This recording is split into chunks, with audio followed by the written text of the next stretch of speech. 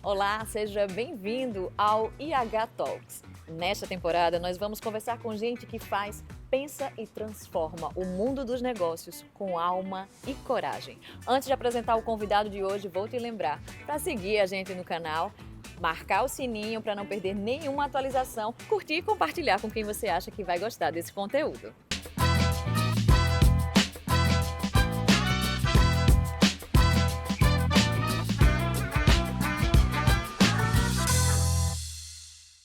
O convidado de hoje é Otamar Gama, paraibano, inquieto, criativo e uma das mentes mais visionárias do empreendedorismo no nosso estado. Ele já transformou ideias em negócios e negócios em referência.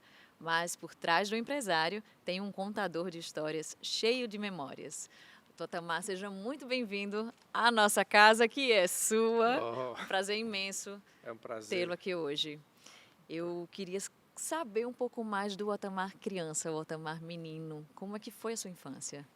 A minha infância foi muito boa. Eu, quando criança, eu nasci, para você ter uma ideia, eu nasci sem ir para o hospital, né? Nasci em casa ainda, com a parteira. Nossa! Pois é. E aí você vê, pra você ter uma noção, a minha mãe estava ali esperando, a parteira chegou lá em casa de 7 horas da manhã, aí olhou, disse, acho que ele deve nascer por volta das 2, aí 1h30 eu chego aqui. Você tem uma ideia como era o negócio antigamente. Então lá no Expedicionários, acho que foi na rua Esperidião a mim, não sei, não, Esperidião Rosas. E lá no Expedicionários eu nasci às 2 horas da tarde. Então a previsão se cumpriu. A previsão dela se cumpriu, né? Ainda bem. Mas é isso, a minha infância foi infância como qualquer criança, criança pobre, né? Que tinha sua vida, gostava de brincar de carrinho, de estar ali. Quando meu pai ficou doente, eu já estava com 10 anos, aí já foi mais triste, que eu perdi meu pai com 11 anos de idade. Muito jovem. E aí muito jovem. E é uma sensação muito ruim, a primeira grande perda da minha vida. E aí a gente teve que enfrentar. A família se juntou. São quantos irmãos? São 4 irmãos comigo, né? Eu e mais 3. Tem 3 irmãos, uma irmã e 2 irmãos. E a família juntou e a gente foi em frente, trabalhando.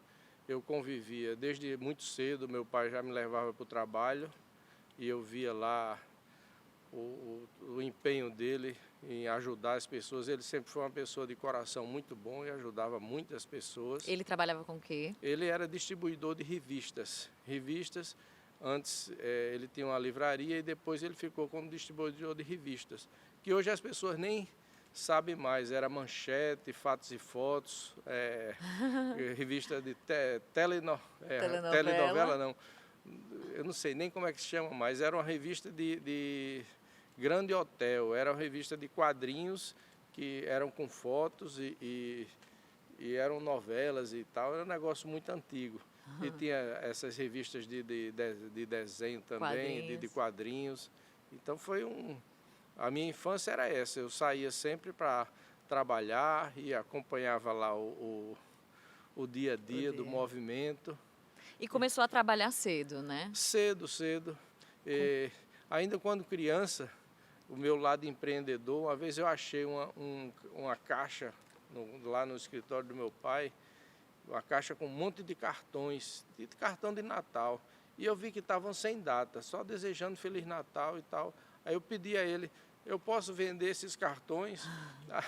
Ele deixou vender e eu saí arrumando, limpando direitinho. E eram muitos cartões, eu já ganhei um dinheirinho. Foi o primeiro dinheiro, assim? Foi o primeiro dinheirinho, né? Que o senhor recebeu trabalhando. E daí já despertou esse espírito? É isso. Eu acho que na minha infância eu despertei o meu espírito empreendedor, porque eu sou filho de empreendedor. Pra você ter uma ideia, meu pai começou a vender revista na rua com 7 anos de idade. Nossa. Eles eram pequenininhos, ele veio do interior e precisava de dinheiro, de família muito pobre, então ele vendia aquele jornalheiro. Acho que nem você acompanhou mais o que é isso. Antigamente você comprava jornal, não sei se alguém aqui já viu, mas comprava jornal E na rua os meninos saíam com um negocinho pendurado do lado, com jornais e saíam vendendo. Vejo em filmes. Só veio em filme, vendendo nas ruas. Então Sim. ele começou a vida desse jeito. Assim. Então ele foi um vencedor, né? Que ele conseguiu crescer, ter sua empresa, dar uma vida relativamente boa, e que não era rico, mas também não era tão pobre, tinha uma vida regular. Sim. E nesse meio que a gente convivia, ele também ajudava as crianças. Então ele já dava os jornais para as crianças venderem, na tal revista e tal. E aí eu vivi nesse mundo. Convivia com as pessoas que vendiam, vendiam roupas, vendiam essas coisas nas calçadas. Sim, eu vivia por ali, no Ponto Sem Réis, ali perto do ponto, o antigo Ponto Sem Réis, né? Sim. Perto do Mundo dos Chocolates, era na Praça Aristides Lobo. Nossa. Vivia lá, eu já era um menino gordinho, e sempre que pegava um dinheirinho a mais, eu ia no Mundo dos Chocolates, que era perto. Mas é isso. E aí foi crescendo, estudou, fez faculdade de engenharia. Como foi essa escolha? Como foi esse processo, né, até chegar na faculdade? É isso. Quando eu estava crescendo, e já foi com a perda do meu pai, né, com 13 para 14 anos, eu queria ser atleta de qualquer jeito, né? Quando meu pai morreu, a gente ficou numa situação financeira não muito difícil, porque passaram a empresa para o nome de minha mãe.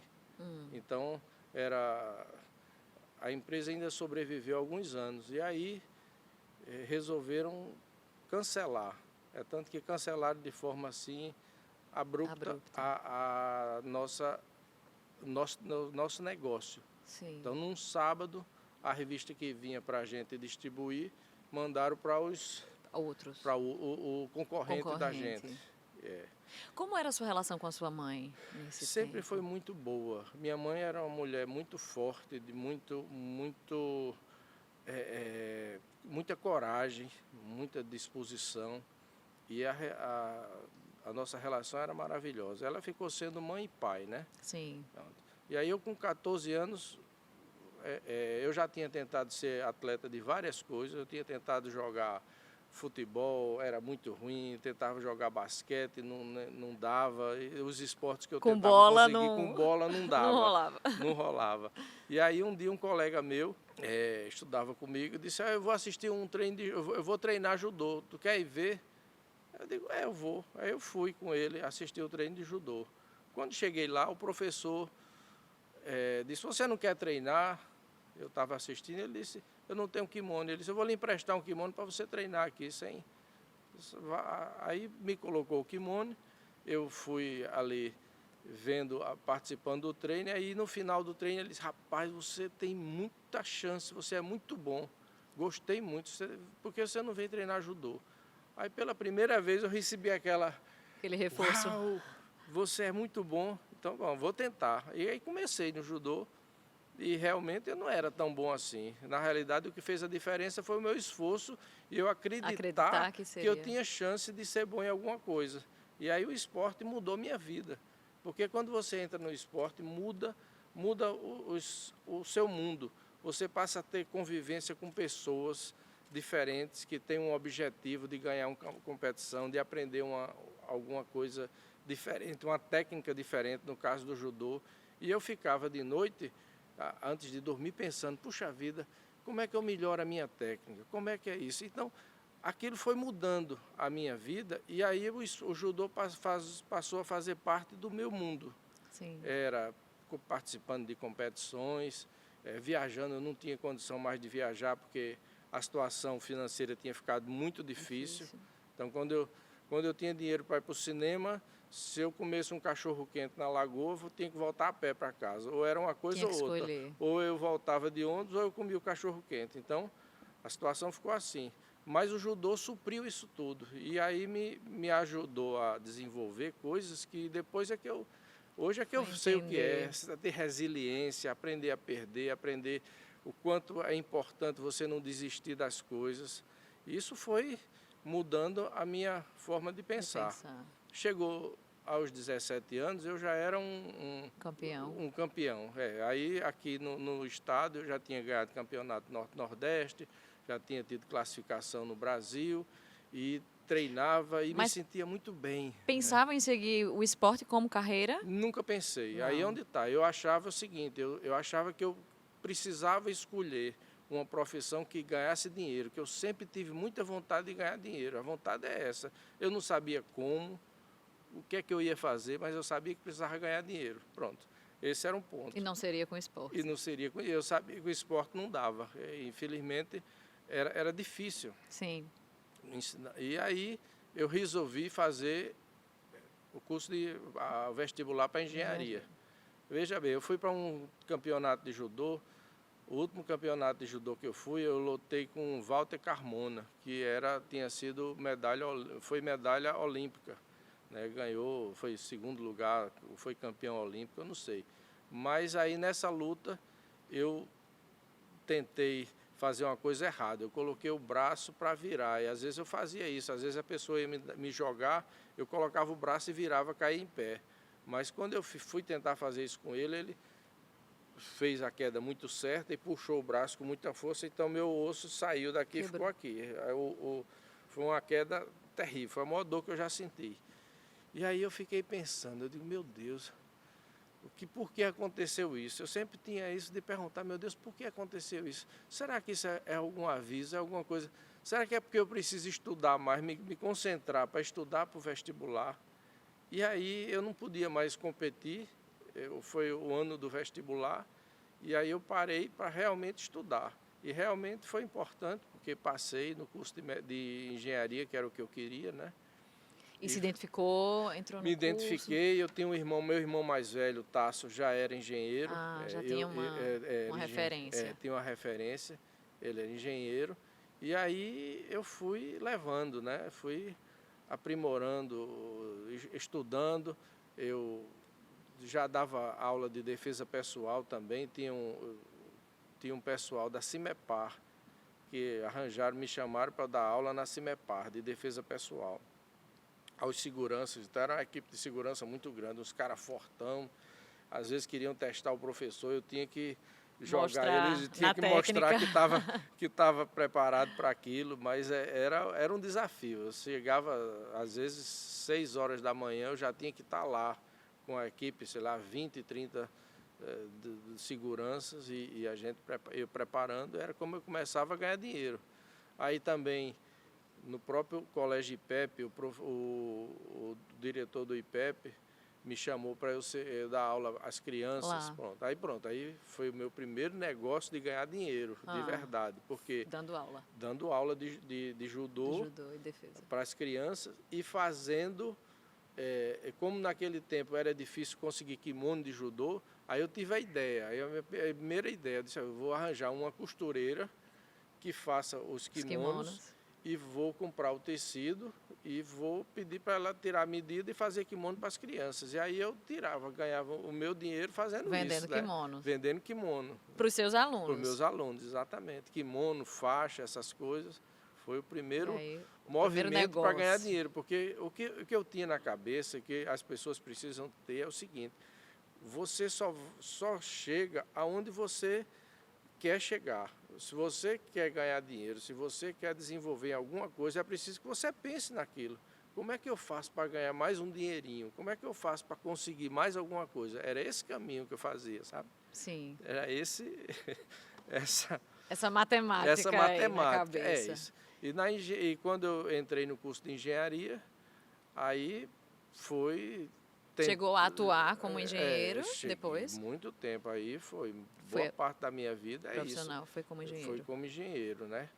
Aí eu comecei a trabalhar, tanto que eu fiz um estágio na Queiroz Galvão para fazer o trem que sai de Santa Rita até Cabedelo. Sim. Eu fiz o estágio e eu vivia querendo conseguir uma vaga para ser subempreiteiro, que era para fazer uns serviços suplementares que fazem normalmente.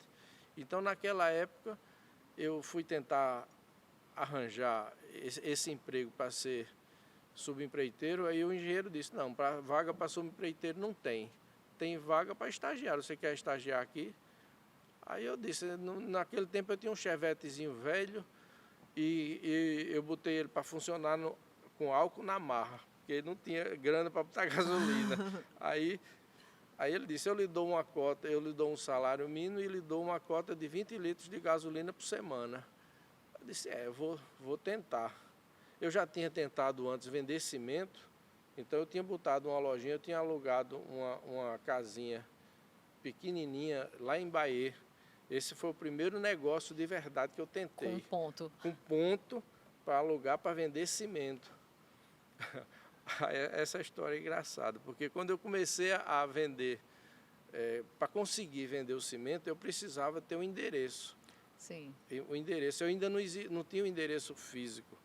Então eu tive que arranjar um conhecido que morava em Bahia e ele acho que era mestre de obra. Eu disse, eu preciso do seu endereço para poder abrir uma empresa, mas quando você compra eu comprava o cimento, ele ia para o endereço da pessoa. Sim. Então eu tinha que ficar na porta esperando o cimento chegar. O caminhão chegar. Não, na porta da saída onde ia sair o cimento, eu ia tentar vender nos lugares, nas construções, e aí eu ficava na porta da fábrica de cimento, e quando ia sair no meu caminhão, aí eu pedia para trocar a nota. Eu dizia, olha, por favor, em vez de levar para tal lugar, leve já para cá, está aqui a nota fiscal. Eu trocava no caminho para a nota fiscal, o cimento já ir para a construção. Isso até conseguir arranjar um local, um ponto, que foi esse ponto que eu consegui em Bahia também. Mas o cimento estava começou a faltar cimento e estava vendendo, aí eu comecei a ganhar mais dinheiro, porque podia cobrar mais caro. Aí o pessoal bloqueou meu cimento. Disse, como faltou, cortaram minha cota. Eu tinha uma cota de 200 sacos por semana. Eita! Aí cortaram minha cota de cimento. E aí o senhor teve que buscar outro... Não, aí eu estudando engenharia, eu disse, bom, eu paro. Essa época eu já tinha um filho, né, já casado. Disse, ou eu paro e vou ter que trabalhar, não tinha de onde conseguir nada, ou eu vou, de algum jeito, lutar para conseguir manter essa cota. Aí eu fui descobrir onde era a casa do presidente da Cimepar.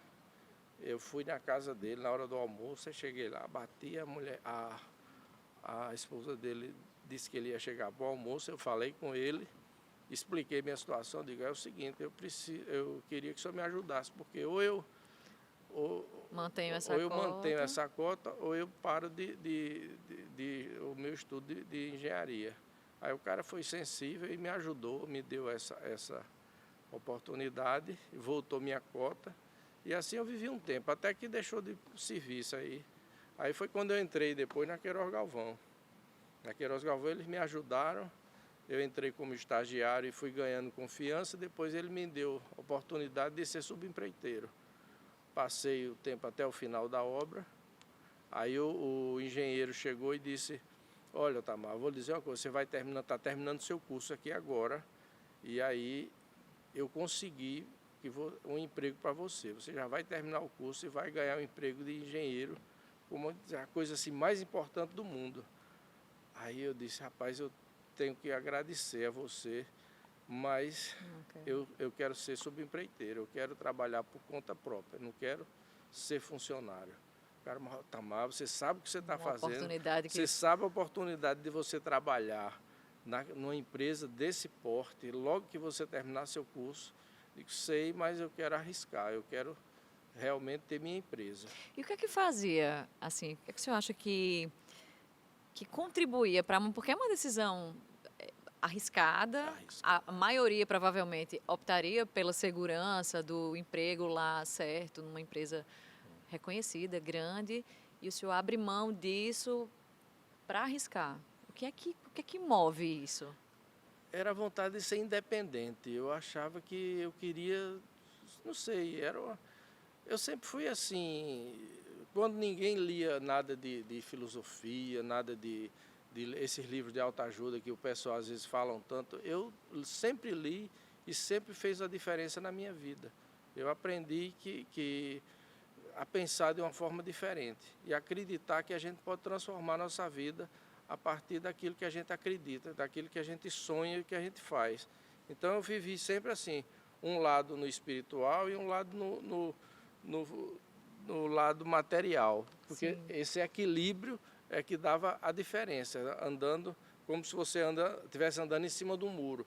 O espiritual está de um lado, o material está do outro, eu tenho que andar aqui no meio, nem pender demais para o material, nem pender demais para o espiritual. Eu tenho que andar no meio e fazer isso. Então eu sempre fazia pensava de uma forma diferente. Essa eu acho que era a maneira. E já praticava yoga naquela época que ninguém fazia E isso. de onde vem isso? Eu não sei.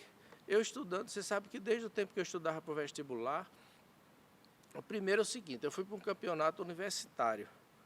Eu fui para uns Jogos Universitários, acho que foi em 70 e... Bom, esqueci a data. Eu fui para uns Jogos Universitários em Belo Horizonte e perdi, não consegui me classificar e saí um dia andando no centro da cidade e vi um livro.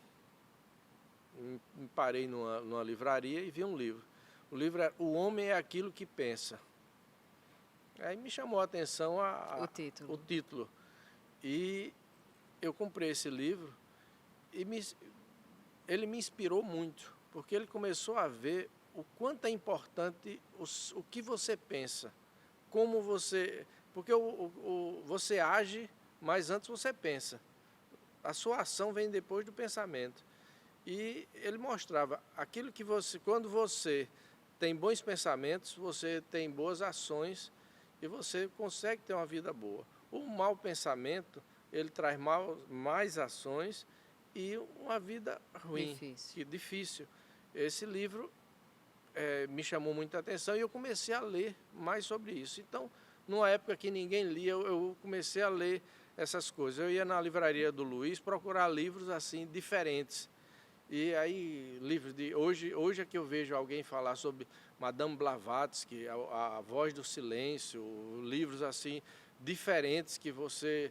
Poxa, como é autobiografia do yogi e tal. E eu já comecei a fazer yoga também. Então, eu procurava sempre manter um lado, para não pensar só no material, porque às vezes você pensa só em dinheiro, dinheiro, dinheiro, dinheiro. Isso não faz bem. A gente tem que ter um lado e o outro, o lado material e o lado espiritual juntos.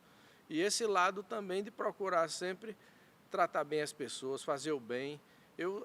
Na época que eu andava muito no centro da cidade, aqueles meninos que tomavam conta dos carros, não sei o que, todo mundo me conhecia pelo nome.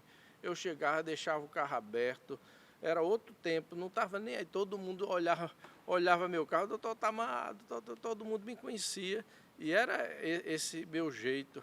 É tanto que um dia eu tive uma ideia, eu tinha ajudado uma pessoa a botar um restaurante, e o restaurante não deu certo. Então sobrou uma freezer e uma geladeira. Aí eu disse, o que é que eu vou fazer com isso? Aí pensei assim, já sei, eu vou colocar, veja que hoje uma ideia dessa eu ia preso, porque eu resolvi ajudar as crianças que viviam pedindo dinheiro na rua, e disse, eu vou fazer o seguinte, eu vou colocar. Aí eu atravessei a linha, fui numa favela que já existia perto da linha ali, e eu acho que era perto de Bahia, ali tinha uma favela, e aí eu falei com o pessoal que eu queria botar uma fábrica de din-din. O que era? Eu botei a freezer na casa das pessoas, a geladeira, e comprei liquidificador, essas coisas. Tinha 20 meninos, comprei o isopor para eles. E aí a ideia era o quê? Comprei frutas e eles iam fazer o suco para fazer os din-dins. Eles iam vender o din-din e 70% do dinheiro era das crianças e 30% era da pessoa que fazia as coisas. E aí começou a funcionar esse negócio um tempo, aí daqui a um tempo eu vejo que os meninos começaram a ficar doentes, que estavam chupando din-din demais no sol e tudo, e deu uma confusão, aí começou a não dar certo, o pessoal que comprava as frutas bom, foi um rolo, mas naquele tempo podia, né? Você podia ajudar as crianças e botar eles para trabalhar, foi a forma que eu achei ainda, isso logo no comecinho da minha vida. Eu fazia essas coisas. Mas é isso, o meu modo de trabalhar e de agir sempre foi utilizando pensar diferente. Eu acho que a gente pensar diferente, sonhar, acreditar que pode ir mais longe. Eu sempre acreditava que ia. Eu não acreditei que fosse chegar aqui. Eu não achava que. Porque a gente só sonha aquilo que está dentro do seu limite, né? Eu Sim, queria ir um pouco mais longe, aí você chega num patamar, eu quero fazer mais mas isso, eu quero conseguir mais isso, e as oportunidades vão aparecendo. E não adianta você pensar já, como é que eu vou estar daqui a 20, 30 anos? Não, o que é que eu posso fazer daqui a passo a um ano, passo. daqui a 5 anos, né? O que é que eu posso melhorar a minha vida dentro de dentro de um limite. A gente tem que sonhar, mas sonhar sabendo que as coisas podem acontecer, né? E acreditar. Porque sonhar sem acreditar, você não adianta Não muito. realiza. Mas quando você sonha, você começa a visualizar a sua mente, que aquilo vai se tornar real, Qual, as coisas acontecem. qual foi assim a decisão mais ousada que o senhor fez na vida, tentando alcançar um sonho? Foram muitas decisões ousadas, porque minha vida sempre foi muitas decisões ousadas. Às vezes eu fazia alguma coisa e pensava que ia dar certo, não dava. Por isso que eu às vezes gosto de contar aquela história que eu falo aqui. Pode ser bom, Ui, ninguém não. sabe o que é bom, ninguém Ninguém sabe o sabe o que que é é ruim, ruim. né? Não pode você. Mas de muitas decisões ousadas eu vou falar na última. Quando eu decidi abrir uma faculdade de medicina aqui em João Pessoa, para você ter uma ideia, eu nunca tive faculdade, tá certo? Nunca tive faculdade. Já existia um Unip que tinha não sei quantos anos de faculdade e não consegui, nem arriscava, porque era tão difícil uma faculdade de medicina que eles nem arriscavam. E ninguém, grandes empresas, grandes grupos de educação que tinha aqui em Campinas, ninguém arriscava. E eu decidi que ia abrir uma faculdade de medicina. E foi uma luta, porque eu, como engenheiro, sem entender muito da área, Sim, tive que juntar a equipe, que ninguém faz nada sozinho. Primeiro tive que juntar a equipe de pessoas e referências. fazendo aqueles sonhos se transformar numa realidade. Fala com um aqui, fala com o outro, vamos fazer o projeto, vamos achar quem pode. E aí vai. E onde é que a gente consegue? Não, mas não dá para você chegar e já construir alguma coisa. Vamos ver se a gente aluga uma área. Aí vai, alugou lá o Colégio Nossa Senhora das Neves e vai e a coisa aconteceu. Sim. É quase como uma mágica. Quer dizer, foram muitas dificuldades. Você não imagina as dificuldades que aconteceram no caminho, Como né? é que o senhor lida com o que não dá certo, com as dificuldades, com as frustrações? Eu acho que eu lido da seguinte forma, eu digo, eu fiz tudo que podia. Se não deu certo, foi para o meu bem. É porque deveria acontecer isso, por algum motivo, isso foi para o meu bem. Eu sempre, quando eu digo eu fiz a minha parte, eu não prejudiquei ninguém, não procurei fazer o mal para ninguém, porque é uma coisa muito importante. Nunca tente fazer o mal para ninguém, porque ele volta para você mais de um jeito ou de outro ele chega. Aquilo que a gente planta, certamente a gente vai colher na vida. Então, eu com essa consciência de que eu fiz o que foi possível e consegui levar adiante e não deu certo, é porque não era para dar. Eu digo, eu tentei de todas as formas, porque eu não sou de começar uma coisa e deixar assim no caminho, não vai dar certo, não. Eu Insiste. tento. Se não deu certo, porque é para o meu bem.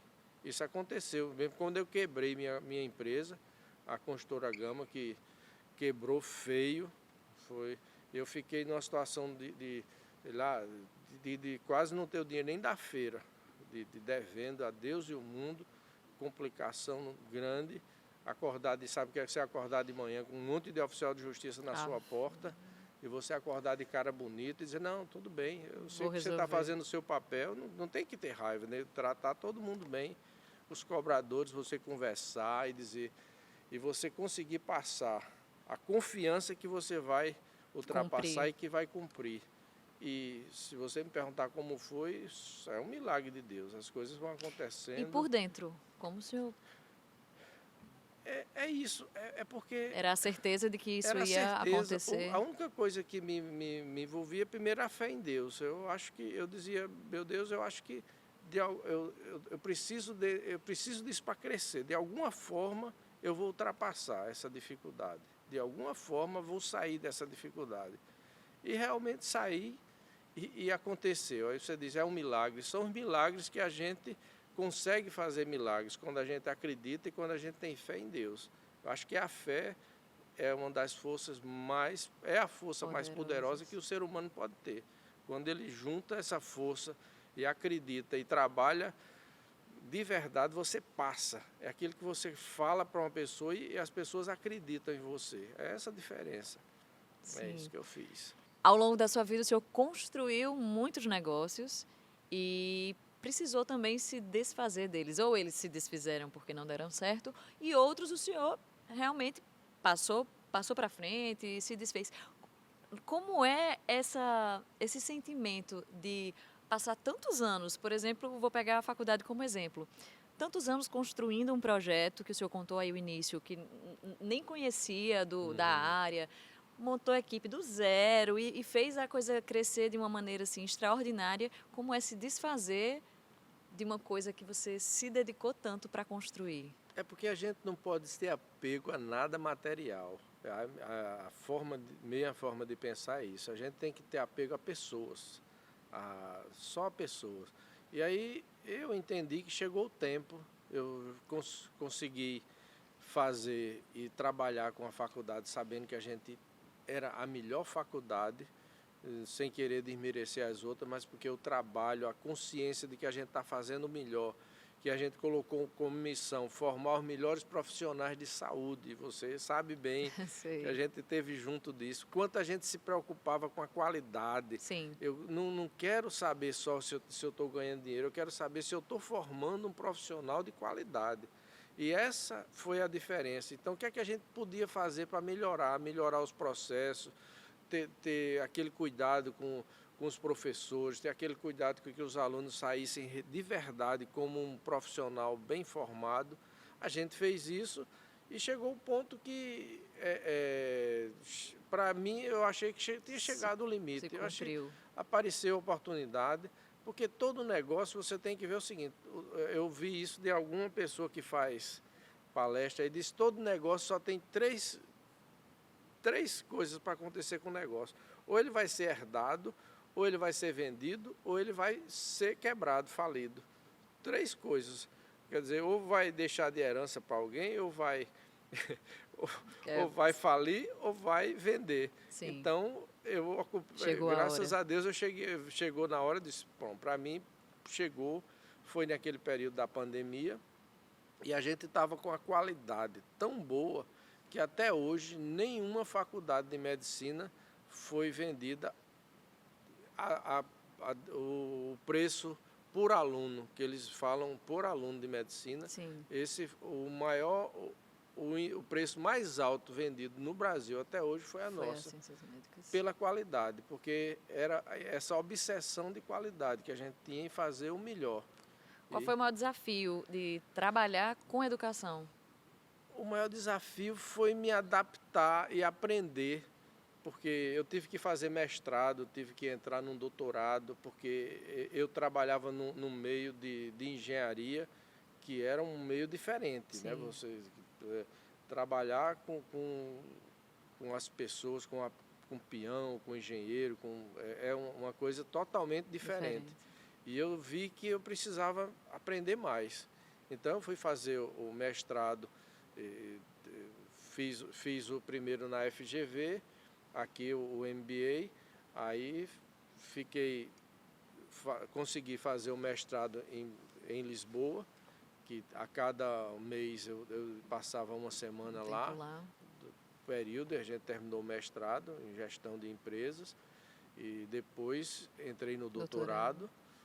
E assim aí eu tive que aprender, o desafio foi aprender, né? Na realidade, todo e qualquer negócio, a mais importante é você saber conviver com pessoas e saber criar equipes, montar equipes. Eu tinha essa certa facilidade para isso, mas eu precisava também entender um Conhecer pouco, era universo. outro nível, era um universo completamente diferente, né? Sim. E aí, nessa passagem da faculdade para o Grupo Áfia, o senhor ficou com o que hoje é o Intermares Hall. Um outro momento, assim, talvez de bastante visão, né, à frente. Como foi que o senhor pensou? Disse, não, isso aqui eu vou transformar nessa casa que é hoje aqui. É isso. Quando a gente construiu o Intermares Hall, a gente, na realidade, pensava em fazer um auditório para, você sabe disso, que você era parte dessa Acompanhei. história, acompanhou, É, mas era fazer um auditório para a faculdade de medicina aqui. sim, E aí chegou a hora de vender, chegou a oportunidade, que eu acho que a gente tem que saber pegar as oportunidades, identificar.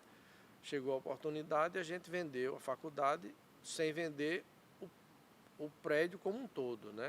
A parte física ficou, foi vendido o business, o sim. negócio da faculdade, e o prédio ficou. Então, e desde o começo eu disse, esse prédio onde está sendo construído, na época ainda chamava auditório, onde está sendo construído o auditório, esse está fora do aluguel, do negócio, a gente vai manter como vamos transformar isso num mini centro de convenções. A ideia era essa, um mini centro de convenções. E a gente ficou terminando, já tinha vendido e ficou terminando a construção, montando a estrutura, aprendendo um novo negócio, aquela história de aprender negócios, né? Novamente, Mais uma chegou numa vez chegou a área. hora de aprender. E aí ter uma equipe boa, transformar isso que é hoje. E você é parte dessa equipe. E a gente sabe hoje o quanto eu sinto orgulho de ter uma equipe tão boa. Às vezes eu digo, puxa vida, eu tenho muita sorte, que para onde eu vou, eu consigo montar uma equipe boa e fazer um bom trabalho. E a gente vê que o Intermares Hall hoje é referência, né? No Sim, nosso estado, no Nordeste, eu vejo pessoas que vêm do Brasil todo e ficam encantados com o que vê aqui. Não só a infraestrutura, mas as pessoas e o serviço, né? Porque só infraestrutura não quer dizer muita coisa não. Se não tiver um serviço, se não tiver um acompanhamento, um trabalho de pessoas que vistam a camisa, o negócio não anda. é verdade. E o senhor passou bastante tempo, o senhor mora há um tempo já nos Estados Unidos, passou um bom tempo fora, sem acompanhar presencialmente essa obra evoluindo e acontecendo, e chegou aqui com o prédio pronto. Imagino qual é o sentimento, né? Mais um empreendimento e esse assim de uma magnitude e de uma qualidade assim espetacular. Todo mundo, como o senhor falou, chega aqui, reconhece isso. Como é que foi? Como é que é essa sensação de chegar e olhar para isso tudo e saber que partiu de você essa ideia, que partiu de você insistir e fazer com que isso se tornasse realidade? Olha, dizer assim, eu sou um cara de muita sorte. Eu disse, só pode ter sorte. Dizem que Napoleão Bonaparte, quando ele ia escolher os generais dele, ele queria ver as qualidades que ele tinha, o que é que ele tinha, se ele era bom de luta, não sei o quê, mas ele dizia, saber se ele tem sorte. Porque eu acho que é um pouco de sorte e a gente conseguir montar uma equipe tão boa e chegar aqui e ver que está tudo funcionando. Eu estou à distância, eu tenho sempre mantido contato com vocês, principalmente com o Gilson, eu tenho contato com o Gilson todo dia. Consegui ficar com uma pessoa do porte de Gilson, sem desmerecer toda a equipe. Eu vou falar no nome dele porque no dia a dia a gente sabe a capacidade, a vontade de acertar, de ajeitar as coisas e tudo, e o comprometimento dele que é fantástico. E isso passa para a equipe como um todo. Então, eu vi mais uma vez que deu sorte. Eu arranjei uma equipe tão boa e que valeu a pena o esforço, o sacrifício. A gente está ainda em desenvolvimento, porque isso é uma criança, né? A gente está engateando. Quando você vê um projeto como esse, e que já é tanto sucesso, realmente foi um momento de muita alegria perceber que deu tudo certo e está funcionando. Está dando. E para frente, Para frente a gente vai continuar com esses projetos. Como eu disse a você, é muito importante que a gente faça alguma coisa as pessoas daqui, pela nossa arte. Tem pessoas da área de arte. Você viu, eu assisti aqui a Camerata aqui da Paraíba. E é encantador, a gente vê que a qualidade das pessoas, dos nossos talentos que a gente tem são muitos. E eu acho que a gente pode fazer alguma coisa. Hoje eu posso dizer que a gente tem a gente descobriu o nosso foco, que é essa questão dos corporativos, os projetos corporativos que a gente tem acompanhado aí, que tem dado muito certo. Mas a gente não pode abrir mão também da parte de arte. Cultural. Eu acho que a parte cultural realmente precisa ser desenvolvida e a gente precisa ter um tempo, uma vez, 2 vezes por mês, para a gente trabalhar essa parte de arte e trazer a cultura local para cá. E as pessoas também, porque se tiver um espaço que as pessoas saibam que vai poder assistir a cultura local daqui, com certeza vai ser muito bom, tanto para nossa estrutura cultural local, como para as pessoas da cidade. O público, né? Sim, sim. Então, o senhor falou lá no início, contando da história do seu pai ainda, que era uma pessoa que incentivava, que ajudava, né, as crianças, tinha esse olhar de cuidado e de ajuda mesmo com o outro. E aí, o senhor vem e cria o Instituto, hoje Instituto Otacílio Gama, lá atrás Fundação. Como é que foi esse movimento, né? De onde veio? O senhor também já contou alguns exemplos de ajuda mesmo, né? O outro, esse olhar com essa preocupação com as pessoas. De onde surgiu a ideia de criar a fundação? Bom, eu vou contar. Na época, aquela área onde está a fundação hoje, era uma área da construtora Gama, que não existe mais, e que eu fazia uma parte da coleta de lixo da cidade. E existia muitas crianças pobres que viviam pedindo esmola, filho dos catadores de lixo, daquele pessoal ali. E eu achei que eu poderia montar um negócio, um campo de futebol, tinha muito terreno. Eu digo, não, vou fazer um campinho aqui e vou ajudar essas crianças, porque aí a gente vai dar esporte para eles. E a ideia foi crescendo, né?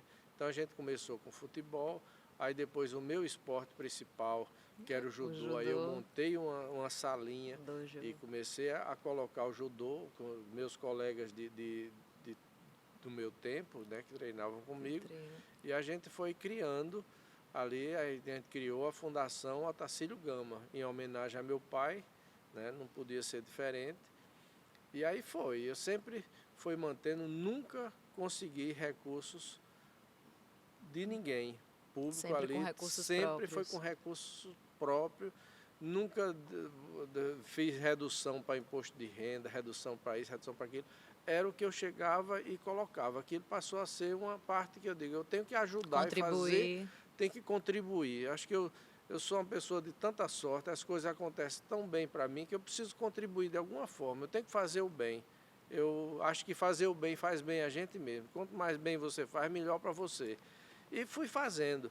Passei momentos de dificuldade, como eu estava falando ali, teve um momento que eu quebrei algumas vezes, quebrou, eu não tinha dinheiro para pagar os professores. Os professores ficavam lá trabalhando sem receber. Aí comecei a ganhar algum dinheirinho novo, paga aqui, vai e consegue.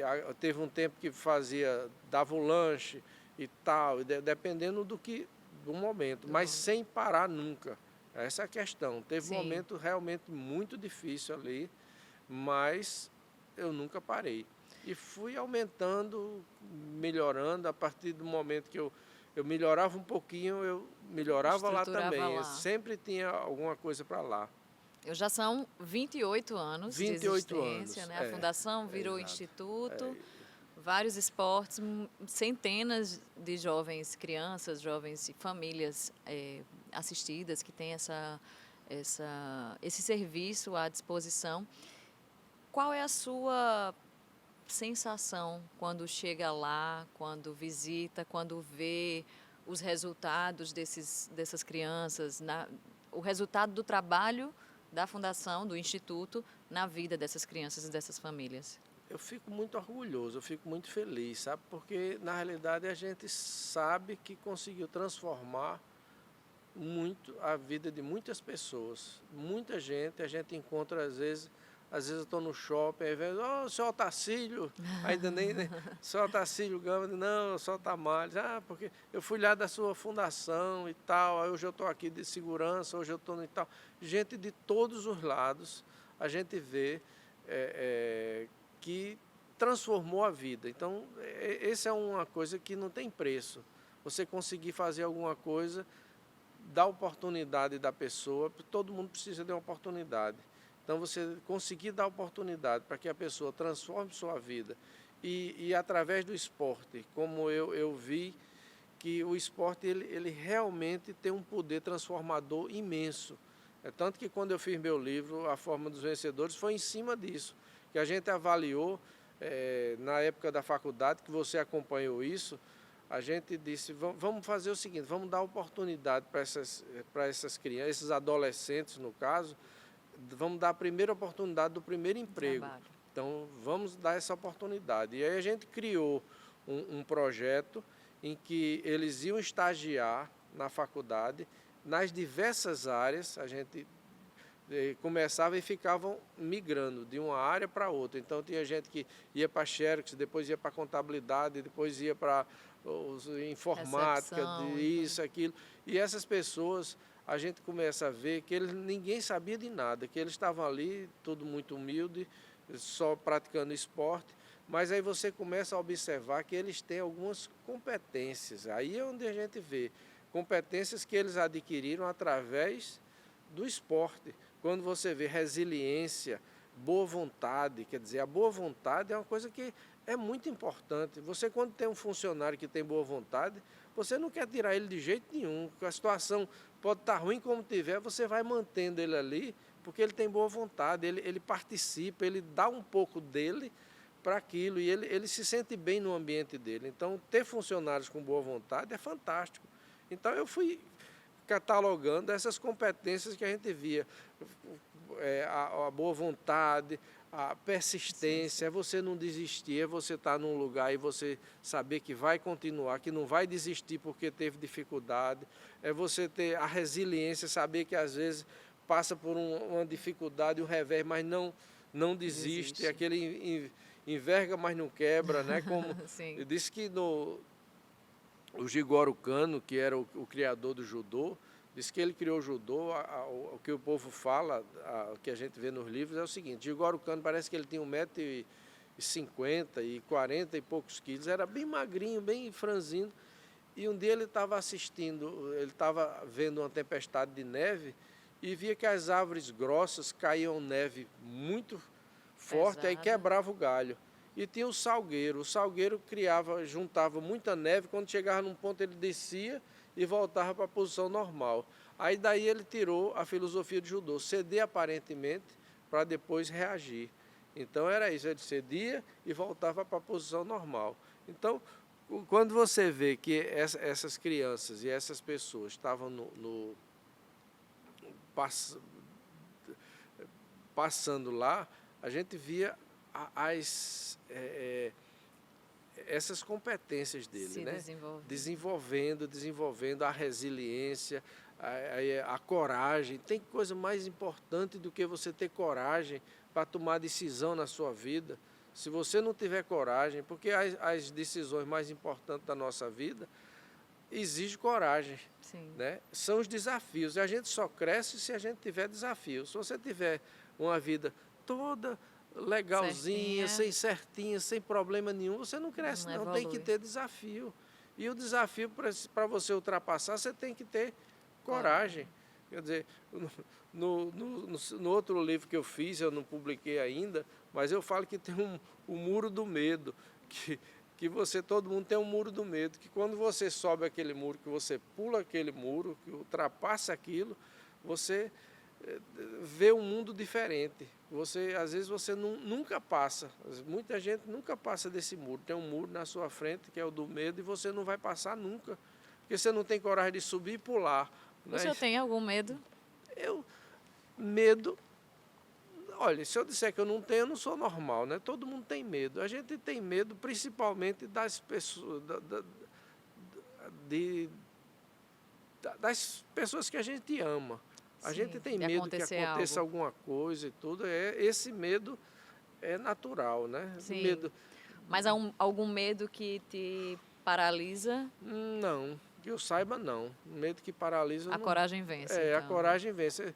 Dizer que eu não tenho medo, eu tenho, mas vai porque com medo a mesmo. coragem eu vou com medo, né? Isso a gente aprende no judô, que você vai para uma competição. Na primeira competição que eu fui na minha vida, eu fui porque...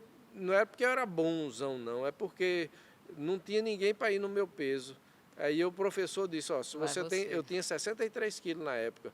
Se você aumentar... Para passar dos 65, você vai para Brasília, para os Jogos Estudantis Brasileiros, em 73. Eu tinha 6 meses de judô. Eu digo, uau, aumentar 3 quilos, tá só fácil. comer mais, eu vou, né? Aí fui para os Jogos Estudantis. Só que quando chega lá, o pessoal, o meu peso começava de 65 e ia até 75. Então as pessoas, os atletas mais experientes, eram pessoas que tinham que perder 1 quilo para chegar nos 74, 75 para lutar. Então eu fui com 65 no peso inferior. Era o mais leve e o mais leve, e peguei gente muito mais preparado e com muito mais peso, né? Então pronto. Na minha primeira luta, eu peguei o vice-campeão brasileiro. Aí meu técnico disse, olha, Otamar, você faz o seguinte. Meu técnico era uma figura, disse, você faz o seguinte, quando você chegar na luta, você faz o kiai, para intimidar o seu adversário. Você faz kiai, assim, estica o braço. Aí ele pegou, bah, jogou no chão com 30 segundos, não deu nem 15 segundos de luta. Pronto. Mas que você vai com medo, vai. Então, medo a gente tem. Ninguém dizer que não tem medo de perder, medo disso, medo daquilo, a gente tem medo. Mas é a forma de agir. Às vezes eu faço, tem umas histórias que eu tenho que parecem loucura, de gente que não tem... Eu vou contar uma história aqui que pouca gente sabe, mas é coisa de loucura. Um tempo eu estava... Deixa eu ver que ano foi. Bom, vamos esquecer o ano. Mas eu estava tinha ido para a casa da praia, tinha ido veranear na casa da praia e deixei a minha casa com... Deixei minha casa, não tinha vigia, não tinha ninguém, e tinha um jardineiro que ia lá arrumar o jardim da casa. Aí um dia ele ligou, não tinha essa história de celular ainda, né? Ele ligou, disse, doutor Otamar, entraram na sua casa aqui, roubaram tudo. Digo, uau. Aí eu disse, vou para aí agora. Aí cheguei lá, ele disse, olha, o cara estava numa bicicleta, a última coisa que ele estava levando a televisão, e eu saí seguindo o cara, lá nas 5 Bocas, ali em Mandacaru e tal. Aí ele disse, ó, a casa do cara é aquela ali. Aí me mostrou onde era. Vai chamar a polícia, eu digo, não, daqui deixa que eu resolvo. Veja bem, deixa que eu resolvo. Aí o jardineiro foi embora, aí eu tinha uma pampa na época, aí cheguei lá, bati na porta da casa, atendeu a mulher, digo, olha minha senhora, seu filho foi lá na minha casa e roubou tudo. E eu poderia avisar a polícia, ele ia levar uma surra, não ia ajudar em nada para a vida dele, eu acho que ia fazer muito mal para ele. Eu queria que a senhora avisasse a ele para devolver, senão eu vou ter que avisar a polícia. A mulher caiu no choro, a mãe é uma tristeza, ela caiu logo no choro. Eu digo para ele não se juntar com gente ruim e tal. Pronto, assim foi. Aí eu digo, eu vou para minha casa, eu vou estar esperando ele para ir devolver as coisas. Aí eu armei uma rede na garagem e fiquei lá na rede. Daqui a pouco chegou uma pessoa batendo palma. Um tempo depois, aí ele disse, opa, olha doutor, Eu digo, diga. Ele disse, não, foi eu que roubei sua casa. Ah, foi? Ah, tá certo. E cadê as coisas? Você trouxe? Ele disse, não, é o seguinte, eu estava com mais 5 e não está comigo não as coisas. Eu digo, e o que é que a gente vai fazer? A gente vai ter que pegar essas coisas. Aí ele disse, você sabe onde é a casa dos outros? Ele disse, eu digo, pois então vamos lá, na casa dos outros. Aí a gente foi na casa do outro, cheguei lá, falei com a mãe do mesmo jeito, contei a mesma história. Eu não quero prejudicar ninguém, esses meninos têm futuro, não tem que jogar tudo. E aí, como era na Pampa, né, um foi do meu lado e já tinha outro atrás. Aí a gente parou num barzinho que tinha nas 5 bocas, assim, carregado. Aí o cara chegou e disse, ei, isso é o dono do relógio. Aí o cara tirou o relógio e me deu, assim, aí eu botei o relógio no braço, é o dono do relógio. Aí disse, tem que ir no outro. Eu sei que eu fui, daqui a pouco eu estava andando Com todos. com os caras, aí disse, todo o que foi roubado não está na casa de um. Esse morava já numa casa boa, no 13 de maio. Aí eu cheguei lá, a mulher veio atender, estava o marido dela deitado na rede, cheio de vômito embaixo, o marido dela alcoólatra, né? E aí ela disse, esse eu não vi não, mas eu contei a ela a história, a mulher ainda chorou, disse que achava que ele ia ser morto, o filho dela qualquer dia, porque aquilo tudo vivia no mundo errado e tal. E aí, em resumo, eu fui para casa e começou a chegar as coisas, devolver tudo. Tinham levado minha espada do NPOR, que eu fiz o que tinha levado, tudo que é de troço, de televisão, assim. Tudo de valor tinham levado. Aí eu cheguei, reuni tudinho assim, disse, rapaz, por que é que vocês fazem uma coisa dessa? Vocês têm uma vida pela frente, vocês estão arriscando a vida de vocês. Você sabe, aí eu fiz lá aquela pré-eleção, é porque a gente não tem oportunidade de trabalho. Eu digo, vocês querem trabalhar? Eu disse, quero. Olha, eu vou fazer um bilhete aqui para meu encarregado, para Antônio Bento. Lá nesse tempo eu estava trabalhando, era na Queiroz Galvão, eu acho, na ferrovia. E vou fazer aqui um bilhete, vocês procuram Antônio Bento, que lá tem trabalho, eu arranjo trabalho para vocês. Eles foram lá, mas não quiseram trabalhar não. Ainda foram lá, ainda foram lá, falaram com o Antônio Bento, mas não quiseram trabalhar não. Mas e nunca mais mexeram na minha casa, nunca mais nada. O que eu quero dizer é que a forma como você age, a maneira de agir, faz uma diferença muito grande. Eu não ia me sentir bem batendo, prendendo, machucando, levando a polícia para fazer isso, aquilo. Não é o meu papel fazer isso. Então, cada um faz aquilo que acha, colhe aquilo que planta, e eu acho que eu não me sinto bem em querer ser. Eu digo, eu não nasci para fazer o mal para ninguém. Se eu não puder fazer o bem, o mal também não faço. Então, essa é a vida. A gente tem essa maneira de pensar e assim vai. Até aqui cheguei assim. Está funcionando. E tem funcionado, né? Tem funcionado. Eu acho que ter medo, a pessoa que faz o mal precisa ter mesmo de medo. Porque o mal que você faz volta para você. Isso é uma coisa muito certa. Sim. Fazer o bem também volta. Mais dia, menos dia, se você acreditar, ele chega. Então, nós estamos agora caminhando para o fim e eu queria propor um ping-pong. Eu falo uma coisa e o senhor me responde a primeira coisa que vier à sua cabeça. Claro. Queria saber algum talento que o senhor tem que ninguém sabe? Um talento secreto? Tenho. Qual é? Escultura. Eu faço escultura de madeira. Eu tenho algumas esculturas de madeira que eu faço. Olha só. Tem. Algum ritual antes de uma reunião importante? Meu ritual sempre é pedir a Deus que me oriente para o que eu faça, o que for melhor. Um mentor? Alguém que o senhor segue ou admira? Olha, são muitos. Os livros me ensinaram muitos, né? Eu não teria um mentor físico, mas os livros, eu tenho muitos livros e dá para citar um preferido? Eu gosto do Deepak Chopra, né? Sim. Eu gosto, os dele. Wayne Van Dyer, que também eu acho ele muito legal. Atkinson, são tantos. Muitos. Madame Blavatsky. São livros assim Dion Fortune, são muitos livros e muitos autores que são desconhecidos, mas que me inspiram também. Um lema para a vida, Fazer o bem. um conselho para quem está começando a empreender. Sonhe, trabalhe e faça o bem. Muito obrigada.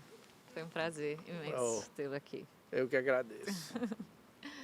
A gente fica por aqui e se encontra no próximo episódio. Até lá.